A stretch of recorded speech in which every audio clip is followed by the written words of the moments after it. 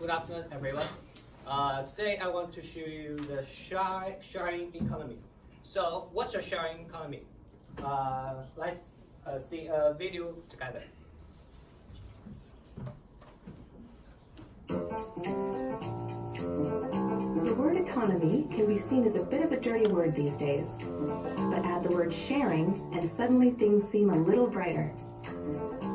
However, with just 5% of the UK public alone fully understanding what the sharing economy is, here's a brief guide to what it actually means to you and me. Let's start right at the beginning. We've been sharing things for thousands of years, with neighbors lending each other food, borrowing tools, and allowing friends to stay whenever they need a place to crash. This isn't a new thing, and with new technology, the sharing economy is enabling this human trait to grow and enable both local and international transactions. Today, there are thousands of sharing economy websites which will give you the option to share, well, almost anything. For example, say you have a spare room for a week which you'd like to rent out. Or maybe you need to travel across country. The sharing economy means you can see who else from your city is making the same journey and grab a ride. It's not all about the money. Many of the transactions that pass through the sharing economy do so without cash ever changing hands. After all, the more we spend, the more we consume, and the more we waste. Mankind's obsession with ownership appears to be at a tipping point, and the sharing economy is perhaps the beginning of the antidote.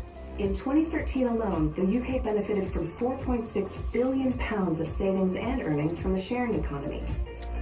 And this is only set to grow. So the next time you have a room going spare, an empty seat in your car, or a talent you think others could benefit from, if you choose to share it, then you'll be adding to this new and vibrant economy.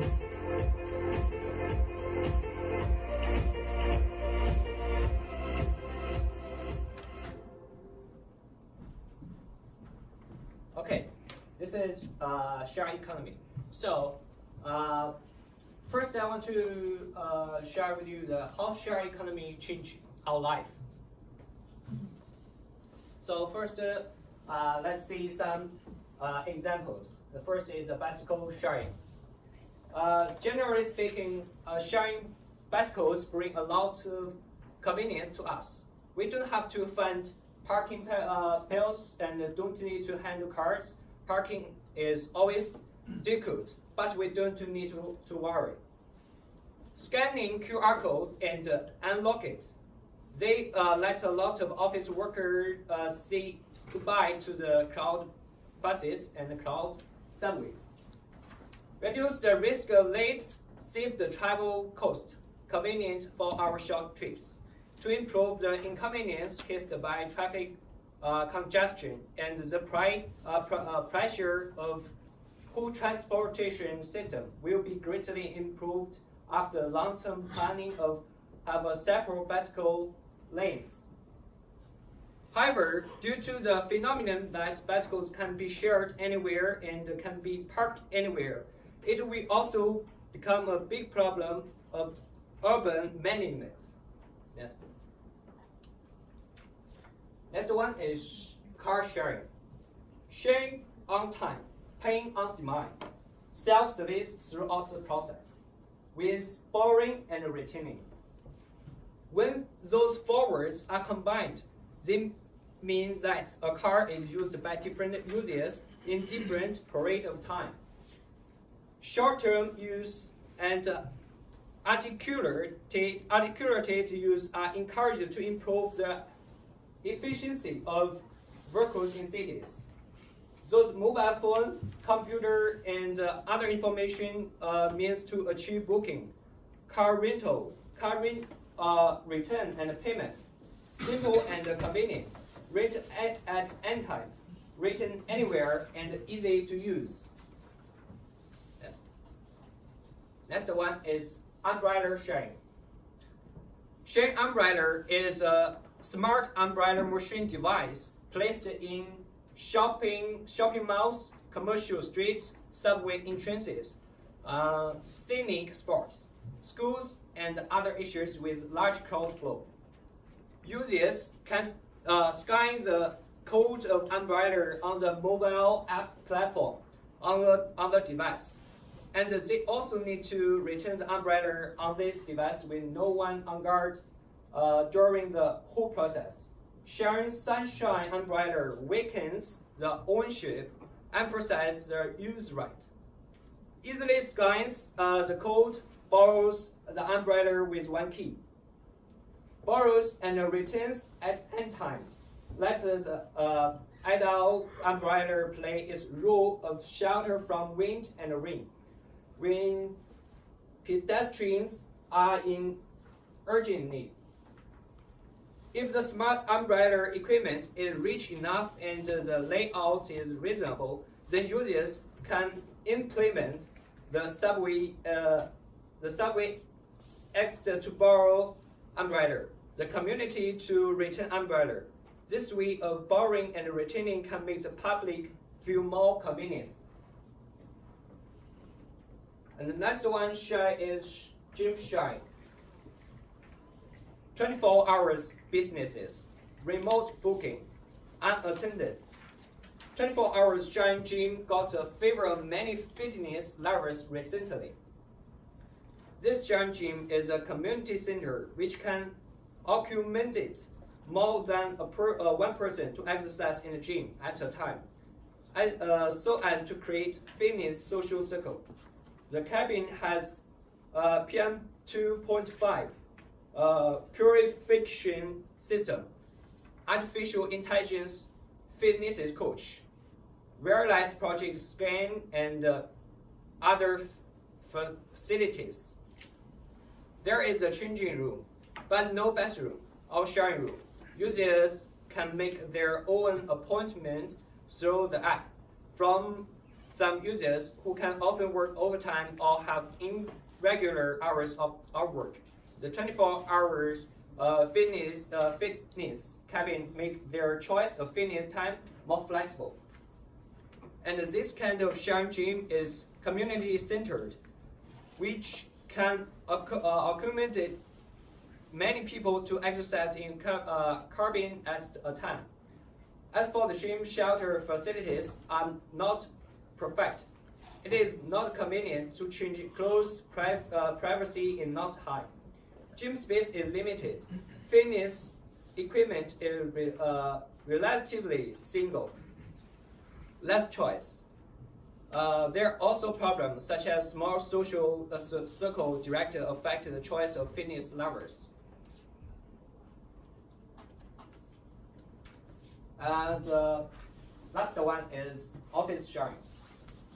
Sharing office can greatly reduce the cost of office, improve the utilization of resources, and bring convenience and a strong mobility to many startups because there are various talents here. It is convenient to ask for advice.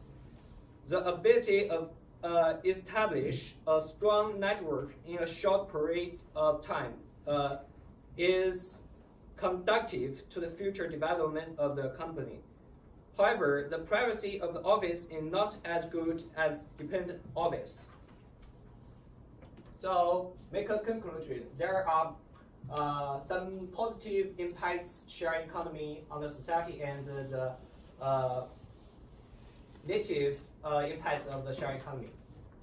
This is positive impacts, and there are huge convenience, provide more jobs, reduce the cost of living, lower commodity price, and increase the consumer purchases, more happiness, environmentally friendly.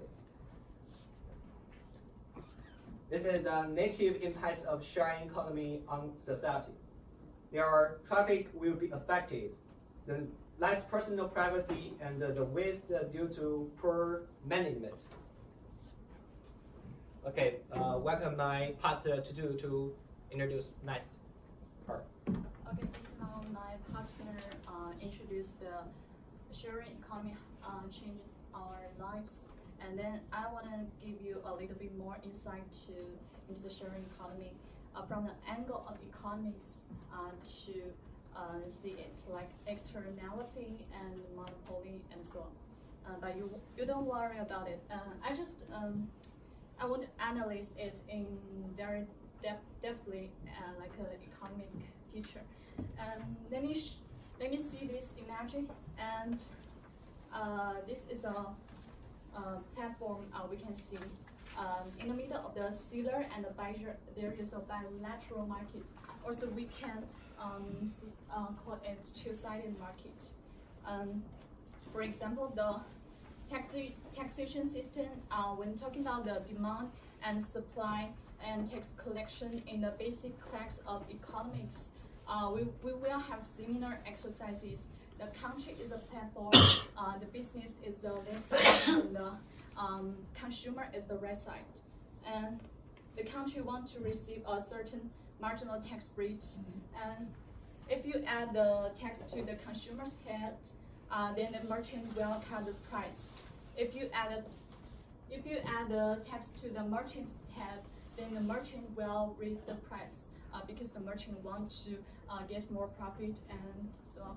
And if you allocate the tax rate in any proportion, the merchant's price will be between the pricing of one case and two cases. And this situation is not a bad bilateral market, because no matter how you adjust the tax to who it is, the final amount of money received is the same, and the number of transactions is the same. And the number of transactions, so this kind of situation is called price neutrality, and the tax is regarded as the price of the country's permission to allow both parties to trade. Given a tax rate, no matter how you adjust the tax rates on both sides, as long as the total tax rate remains the same, eventually the social welfare is the same. And then the definition of the bilateral market is very clear. The market that does not meet the price neutral is the bilateral market, also known as the two-sided market. And the typical are Uber and Airbnb. These two companies, we know this is a typical sharing economy company. And on the left side of Uber is the driver, and on the right side is the passenger.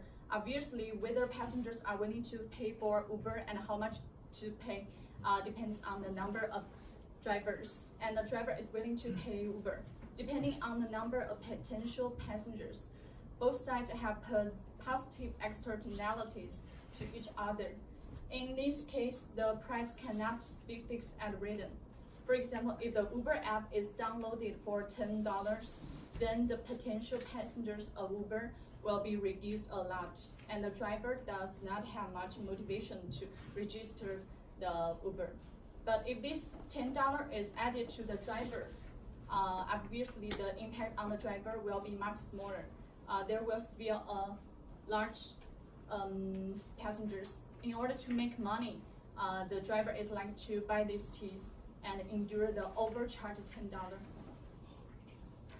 And then we wanna introduce one of the sources of efficiency in the sharing economy is internalizing the externalities. When a passenger downloaded the Uber app, he might just want to use the car, and he knew that Uber now has a lot of drivers, but he didn't realize the behavior itself. But actually increased the Uber appeal to the driver and improved the driver. The same customer base, the same reason a driver choose Uber may just want to make money, looking at Uber's huge potential customers.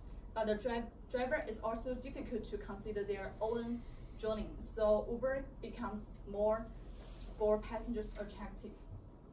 This kind of externality is wasted when no one is organized in the bilateral market. For example, if the Uber platform is not for profit, Uber will not manage this.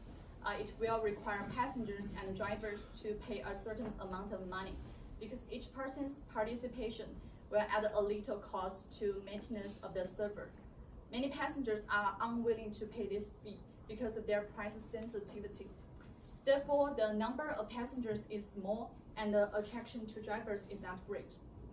But Uber is a profitable organization that considers the externalities between passengers and the drivers and use them. Then Uber will lower the price for the passengers, even set the price to negative. That is, if you register, I will send you a few dollars to take a taxi. In this way, a large number of passengers are accommodated. Because of the large number of passengers, the potential customer base of the driver is large. So that relative high prices can be collected, even higher than the monopoly price of the unilateral market.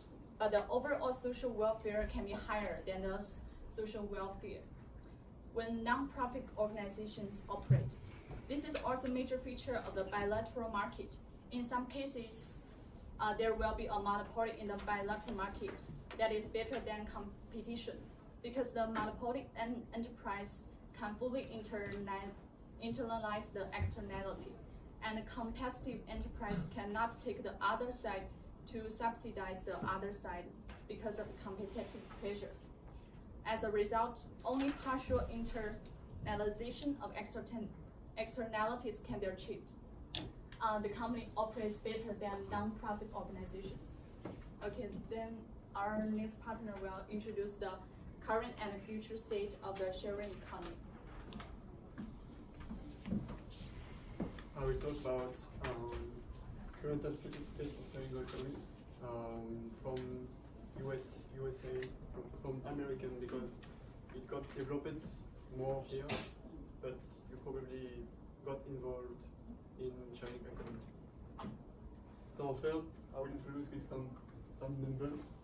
72 of Americans have used some type of shared economy on the online services, and particular, the most big number is purchase goods or second-hand goods online, and this is the research from Pew Research Center made in 2015. But what do you? But I think all people. I mean, most people have already get involved in sharing economy. Can you raise your hands if you already get involved in sharing economy?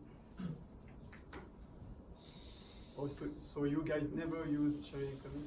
Like, you didn't share anything with people? You didn't use Airbnb, Uber? Already? Okay. So, for example, you never share your goods with your friend, or okay. Then I think everybody agrees on certain benefits, that sharing services are more affordable than alternative options, and it provides an unrivaled level of convenience, and finally gives more owner an opportunity to earn more money. Yes. Research has been made, and this projected revenue for sharing economy and traditional rental in US billions between 2013 and 2025. So it's expected revenues. And you can see that sharing economy will get a lot bigger than traditional rental in the same amount of time. So I think we expect the raise of 14 billion in 2014 to 33 billion in 2025. And secondly, this is another graph about projected growth of current economy and traditional rental between the same time. You can see that sharing economy will increase a lot more than the revenue of traditional rental service. So traditional rental service is kind of in maturity stage. So why are they actually growing that much? There is 4 main factors. The first main factor is flexibility. Flexibility, it means that workers in this field can actually get a job very easily. Like, for example, the digital matching firms that use IT and user rating provide self-employed workers with flexible schedules. anyone who wants to be part of, who want to work for a sharing economy business can work at the time he wants. I'm talking about Airbnb and Uber mostly. So, secondly, low entry barrier for workers. This means that it's more easy to work for Airbnb or sharing economy business than traditional ones. For example, I can show you an example. For taxi driver in LA, actually, these are all requirements for taxi cab driver in LA, Los Angeles. For example, you have to have a minimum age of 23, and I didn't read everything because there's a lot. And for Uber, it's like just owner, you know, it's a lot more easy. For Uber, you just have to be able to actually drive, and yeah.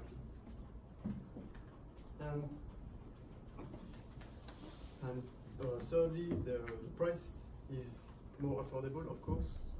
And next. The price is more affordable, and a research has been made with Airbnb and comparison of Airbnb and hotel industry.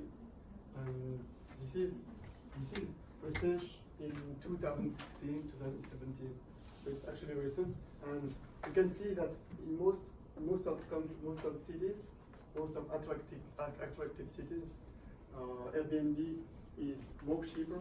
There's actually 22 cities where Airbnb is more cheap, and 6 where hotel is more cheap. So next, yeah, it's very convenient. Like my coworker said earlier, very convenient. All you need is a smartphone. You have to actually just smartphone user in the US in 2016 and 2017.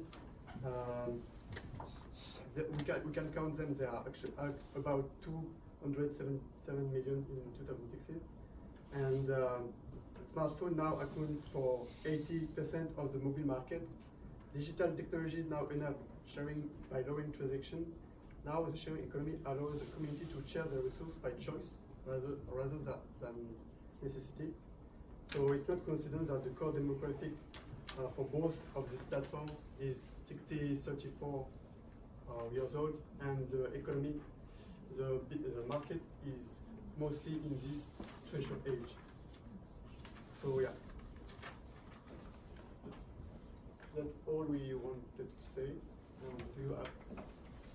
As conclusion, we can say that shared economy is a very growing business, particularly in US, but it's coming in Asia too. We can say that there is actually a lot of impact in society and some bad impacts too. And we have to be careful about it. Do you have a question?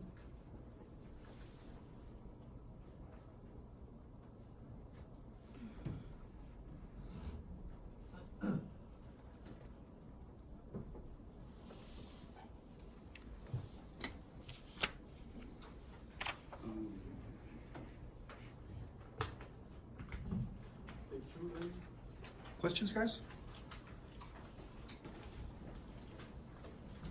Questions?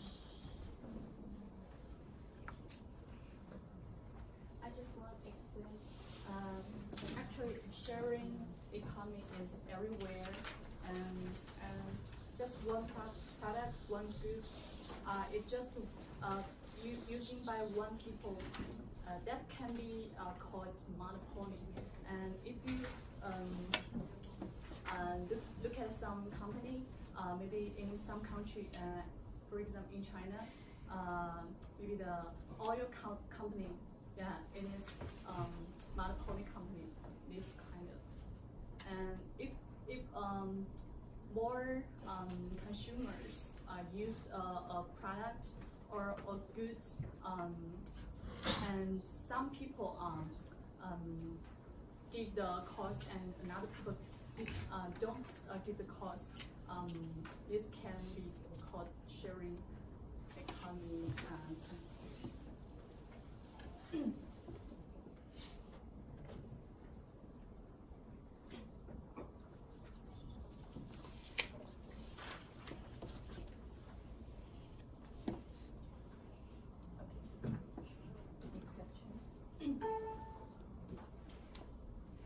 So, is the smartphone required to join the sharing economy? Maybe my partner just focus on the sharing resources. Yeah.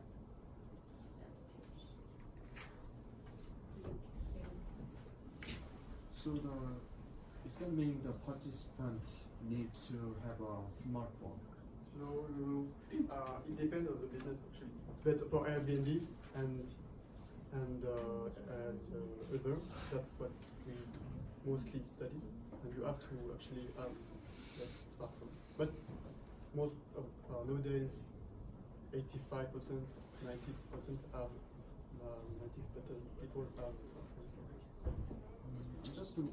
I'm just curious about what if the people who don't have a phone, like the child or Some business has online websites, but actually the people prefer to use smartphone version of application because it's way more easy, and there is more people who have smartphone than people who have computer. I think you can agree about that.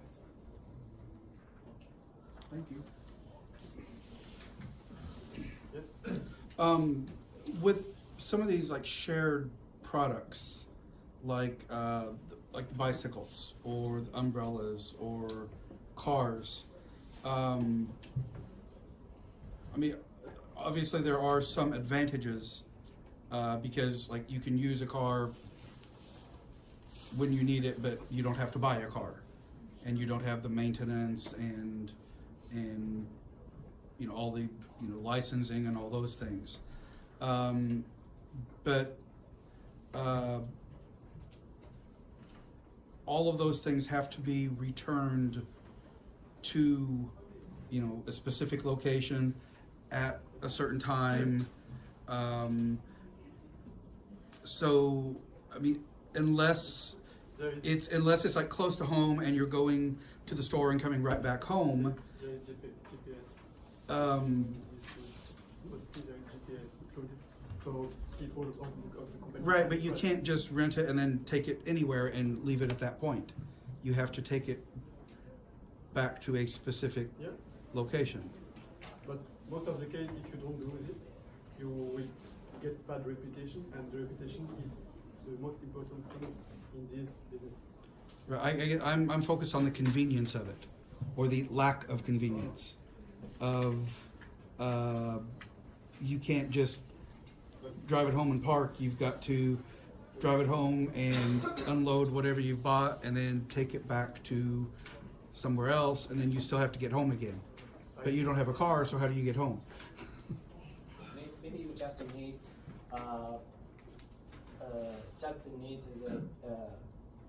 the correct position, not the point position. I'm sorry? Just need you can land the car in correct position, a common position. Common position?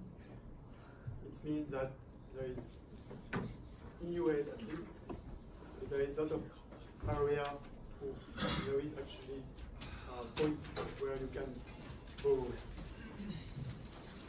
So it's highly probable that you don't have to go that far to take your car, for example. Okay. Obviously, that depends on the location, on the city or whatever. Okay.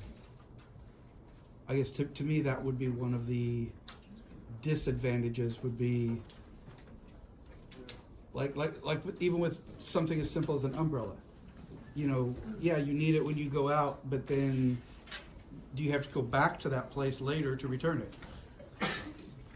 it's like, okay, but then you have to leave again, so then you're wet. So, I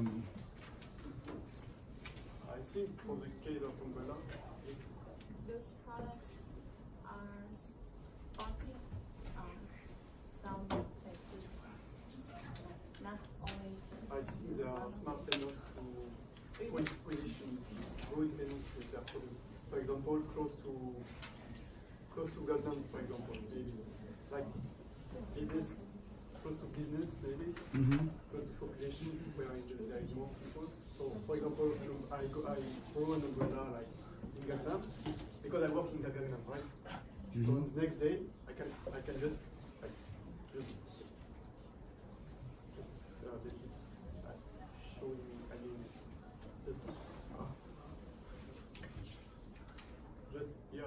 just finish and just give it. I mean, to me, something like that makes sense at like in a confined space, like in an amusement park or something. You know, when you enter the park, you get it and you use it for the day. When you leave the park, you turn it in. You don't take it to your car, you don't take it home, you don't do anything with it. But for just in a city, when you're running errands all over the city or something, it seems not so useful to me. It depends on some people. Maybe someone are prefer to give the smaller cost to get the sharing product and to use it. Maybe another one didn't want to use it because it is a little not very convenient for and Okay.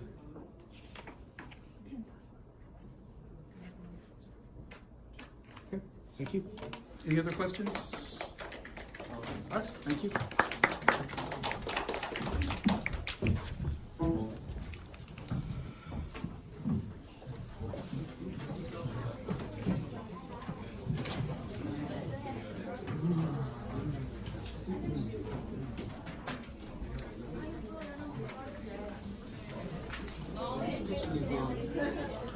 That's because they are group number. That's group 8. Yep.